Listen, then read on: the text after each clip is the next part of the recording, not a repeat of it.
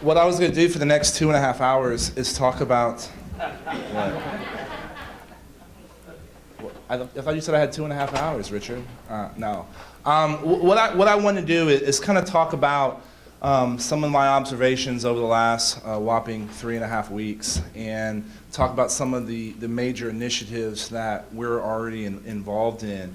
One of the cool things that, I've spent some time in D.C.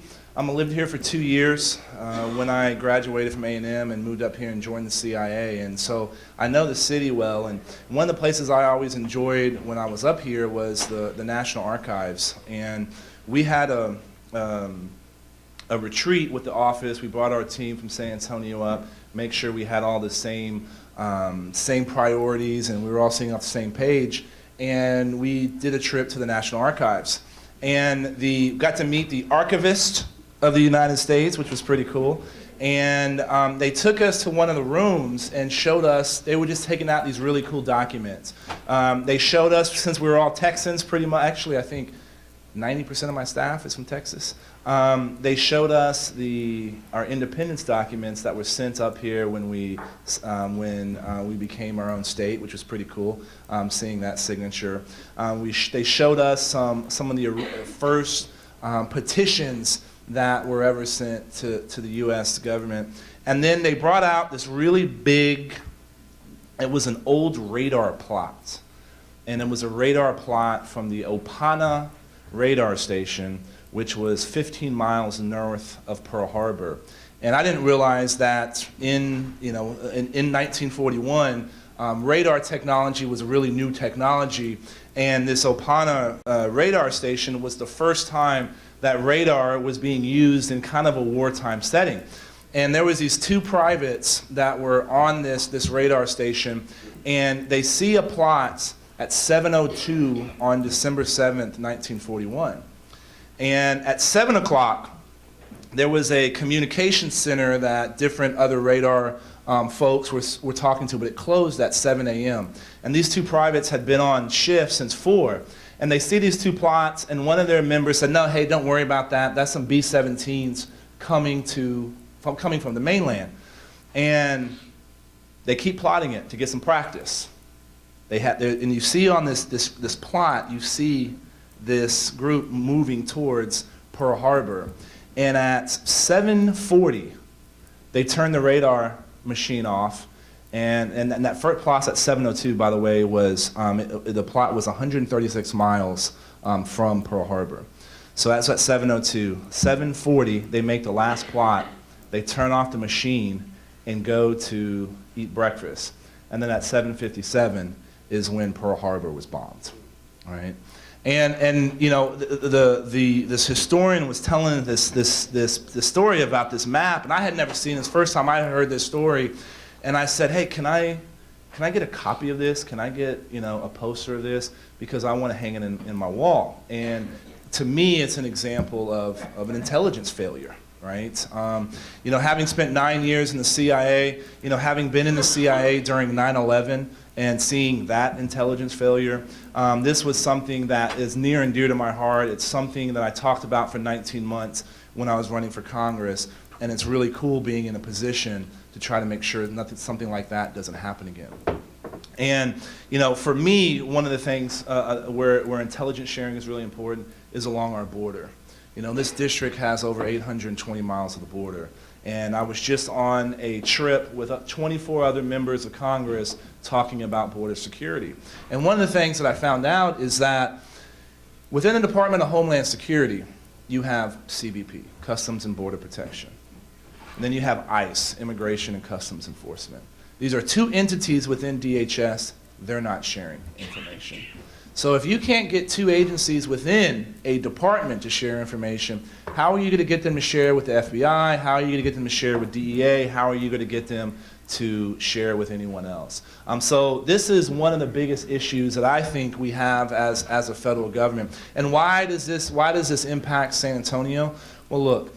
If the federal government's not doing our job in protecting the border, what happens? You got to send DPS, right? And so if you send DPS, guess where DPS isn't? In Bexar County.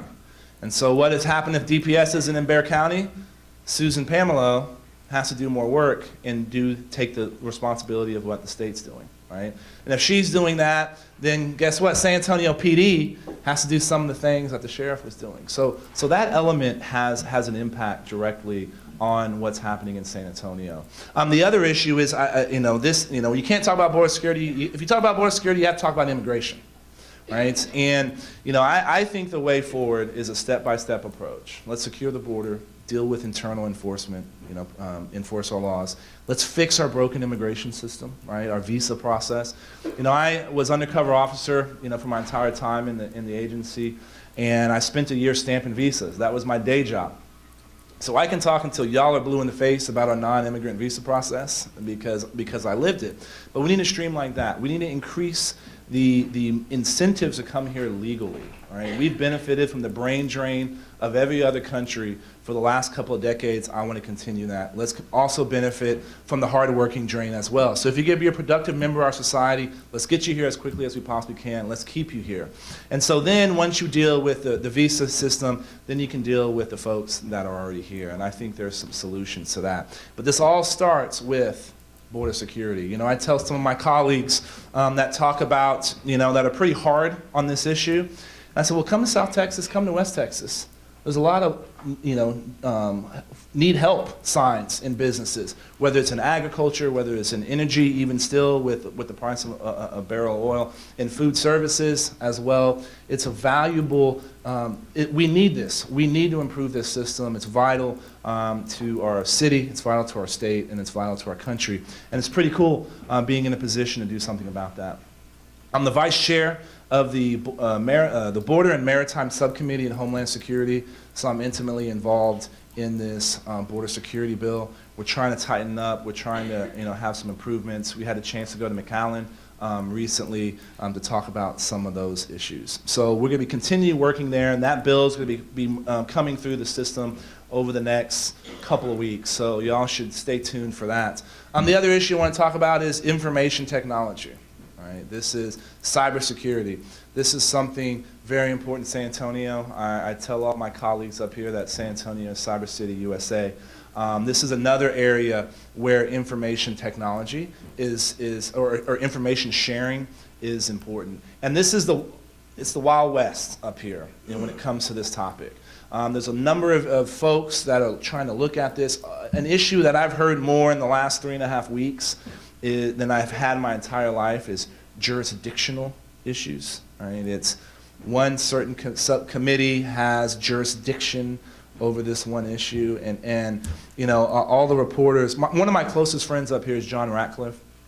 John Ratcliffe is a chairman of a subcommittee on cybersecurity and homeland. I'm chairman of the information technology within oversight and government reform, and these two committees have been fighting over this topic for the last 4 or 5 years. And all the reporters up here, know the friendship between he and I, and we're going to work together in order to solve some of these problems. And I tell folks a lot, I'm like, we know if North Korea launched a missile into San Francisco, we know how the U.S. government would respond. The North Koreans know how the U.S. government responds. We know what a physical on physical attack looks like. We kind of have some experience with the digital on physical attack. That's Stuxnet from a couple of years ago. It was a computer virus that went into the Iranian nuclear program, disabled a number of their centrifuges. But what is a digital on digital attack? What is the appropriate countermeasures? Right?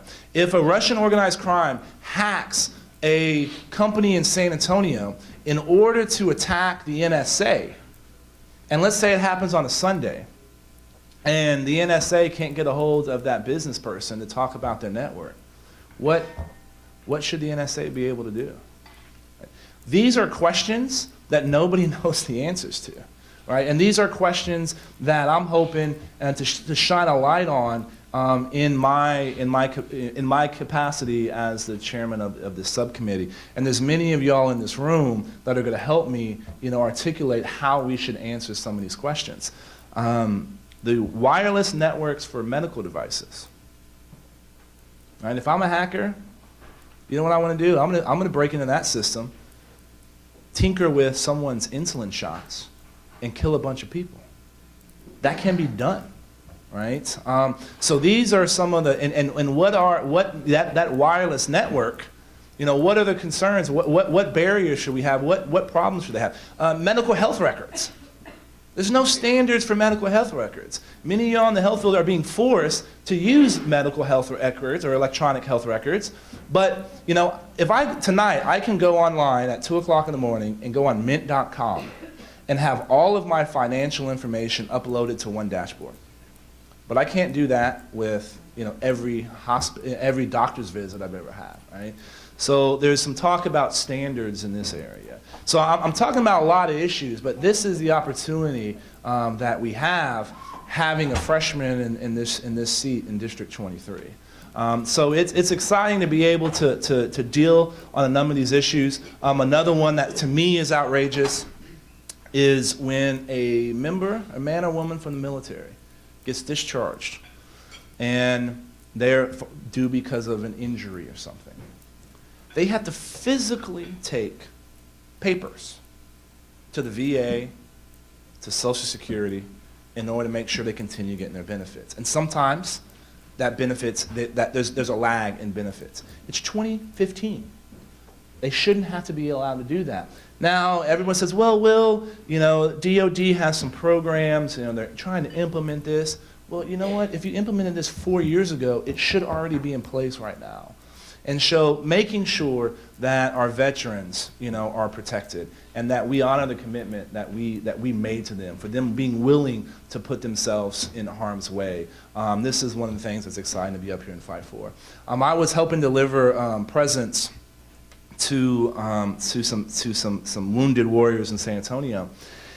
And this woman came up to me and she goes, Congressman Hurd, I want to show you a letter. And she pulls this letter out, and it's from the Social Security Administration. Her husband was hit by an IED in Afghanistan, blew off both his legs, and so he had both of his legs amputated from above the knee down. And Social Security sent him a letter that said, as of December 14th, you're no longer disabled. Are you serious? Right? And so these are some of the things that, to me, is exciting to be up here and fighting the unwieldy bureaucracy on behalf of folks that need it, right? And it's awesome being up here, participating in some of these big conversations that we need to have. And what I'm excited about is in the cybersecurity and information technology realm. I'm sure Senator Cornyn was probably asked, what are those areas where, you know, the Congress can work with the president? I think information security and cybersecurity is one of those areas where we can actually get some things done. Because for me, it's not enough just to come up here and I've told my colleagues, if we pass a bill and it doesn't get signed into law, that's called a resolution, right? And so it's not enough just to come up here and beat your chest. You actually got to come up here and get things done. And so, you know, with our whopping 3.5 weeks experience being up here, it's exciting. It's exciting to have y'all here today, and I'm glad I got to meet with many of y'all yesterday, and looking forward to meeting many of y'all today as well. And I think you're still here tomorrow. Is that right? Some of y'all. Rachel Holland, another San Antonian, wave Rachel. She's yeah, many of y'all know her. What essay leadership, what class? 39. 39, okay, absolutely.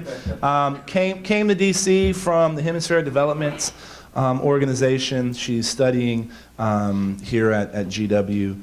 Getting a master's, and we were able to get her on staff. So it's great having a friend from San Antonio. Stoney Burke is my chief of staff, great guy. I've known him since he was 14 years old. I've learned that the saying is true. If you want a friend in Washington, D.C., get a dog.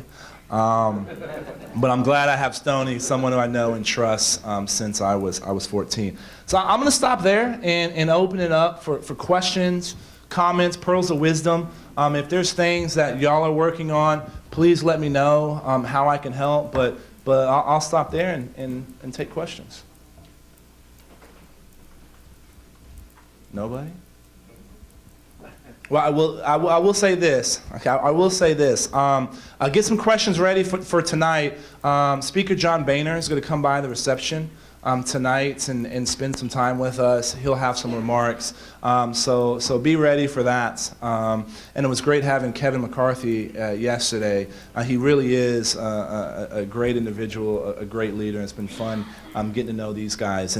And what's been interesting, what I've learned, the power of the Texas delegation up here is pretty impressive. There are 5 members from Texas that are committee chairmen. There are 3 Texans that are what called appropriations cardinals. These are the people that, the appropriations comes out in 12 bills, and 1 member of Congress is kind of responsible for shepherding each one of those. 3 of those are Texans. We have 4 subcommittee chairmen, and then Bill Flores is the head of the Republican Study Committee, which is an influential organization within the Republican Conference. So what all this means is that it's great having a freshman representing this district and representing San Antonio that has those resources that we can leverage up here in Washington, D.C. And I tell people all the time that if D.C. operated like San Antonio a little bit more, it would be better off. I've always been proud of how we work together in San Antonio. That's something that I've learned, in my home city, and something that I'm trying to bring up here. A lot of people don't know, I grew up in Leon Valley, went to John Marshall High School, and I live in Helotes now. And my joke always is, there's 2 places growing up in Leon Valley I never thought I'd live: Afghanistan and Helotes.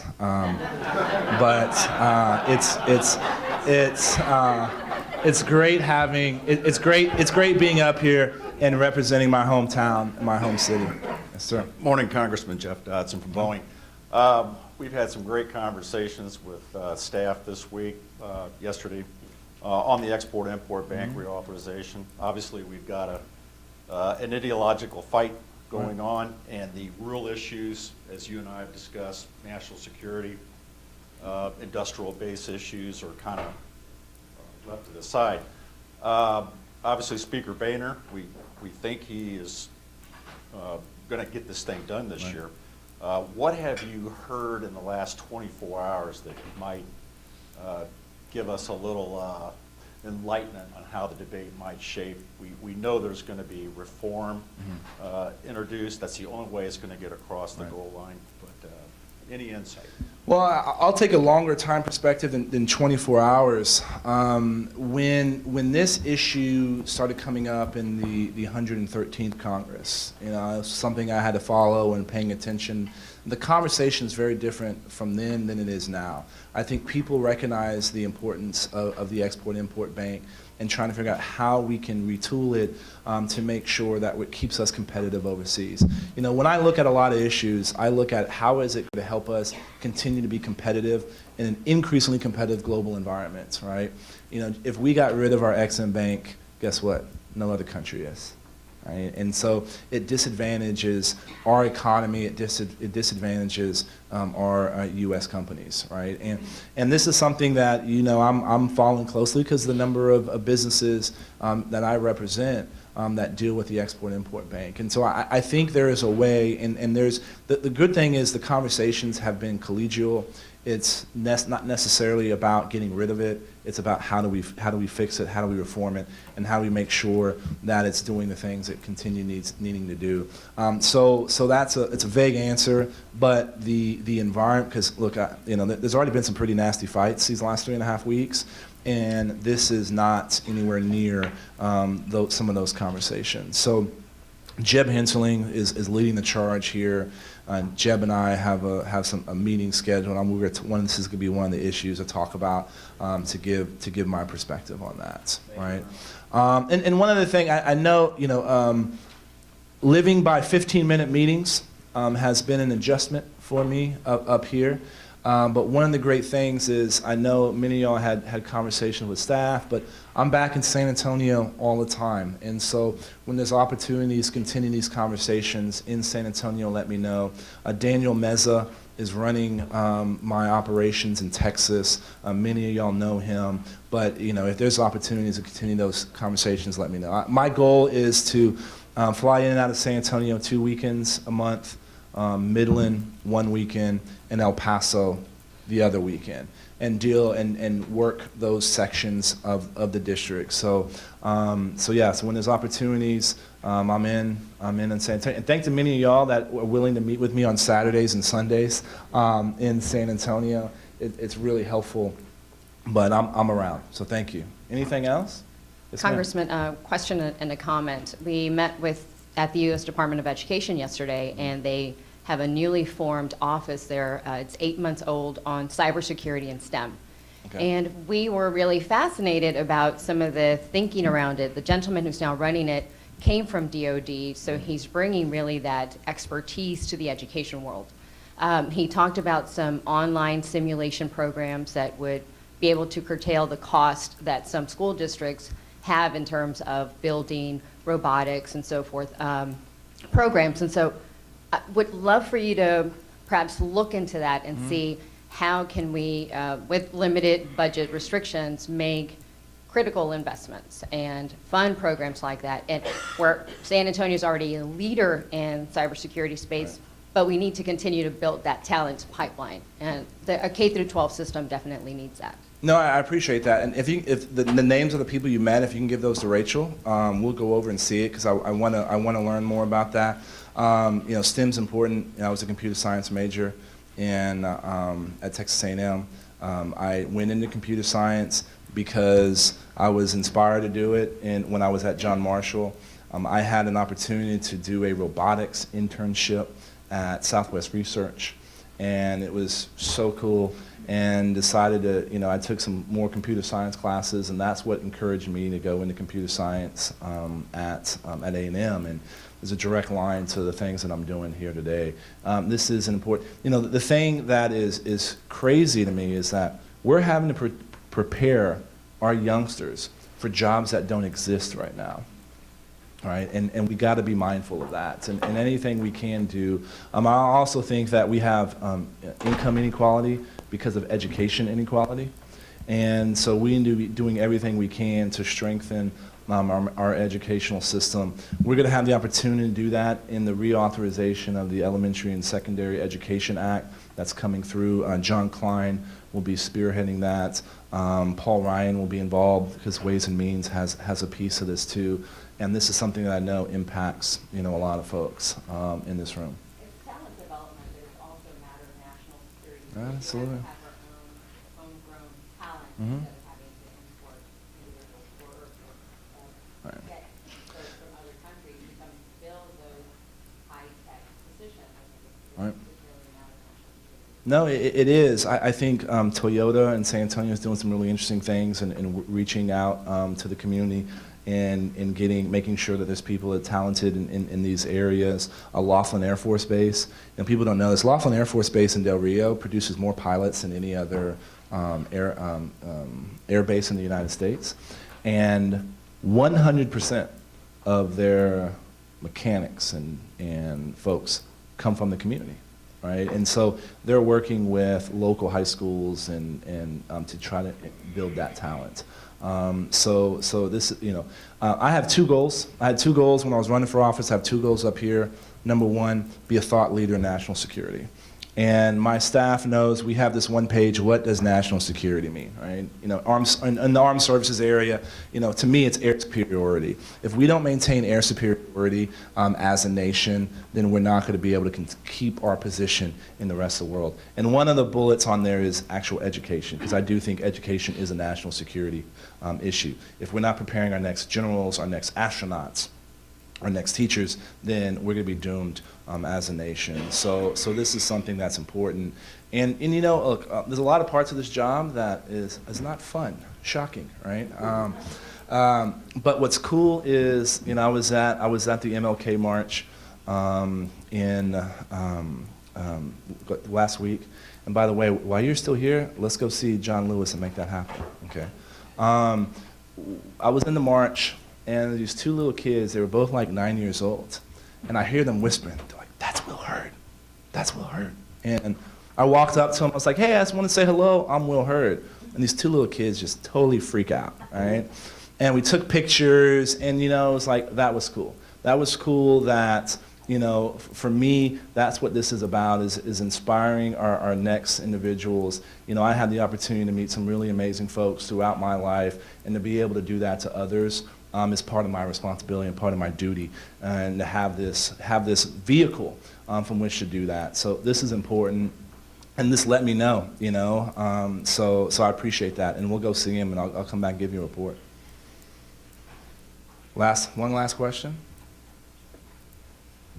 Well, look, it's always a pleasure to see y'all. I'll stay around here. I think, you know, we're not doing just 15 minutes today. You know, we got 40 minutes to be over here, and then back to the grind. But thank y'all for spending some time. And again, if any of y'all ever need any help navigating the bureaucracy up here in Washington, D.C., I'm more than welcome to help do that and make sure that we're pushing the priorities. Because again, you know, I may represent, you know, a fourth of San Antonio, but San Antonio is my home. You know, it's where I grew up, and it's pretty cool being up here representing my hometown. So thank y'all, and look forward to talking to you soon.